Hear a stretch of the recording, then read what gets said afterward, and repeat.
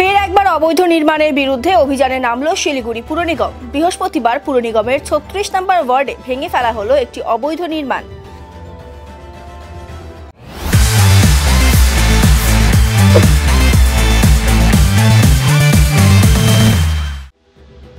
শিলিগুড়ির ৩৬ নম্বর ওয়ার্ডের পাইপলাইন সংলগ্ন এলাকায় অবৈধভাবে একটি বহুতল তৈরি করা হয়েছিল। সেই বহুতলে ছিল প্লে স্কুল। কেবলমাত্র দোতলা নির্মাণের অনুমতি থাকলেও বাড়ির মালিক চতুর্থ তল নির্মাণ করেন বেআইনিভাবে। পুর নিগমের পক্ষ থেকে একাধিকবার নোটিশ পাঠানো হলেও অবৈধ নির্মাণ না ভাঙায় বৃহস্পতিবার পুলিশ প্রশাসনের উপস্থিতিতে অবৈধ নির্মাণ ভেঙে দেয় পুর নিগম। উল্লেখ্য, এর আগেও ওই বহুতলের ওপরের অংশ ভেঙে ফেলা হয়েছিল।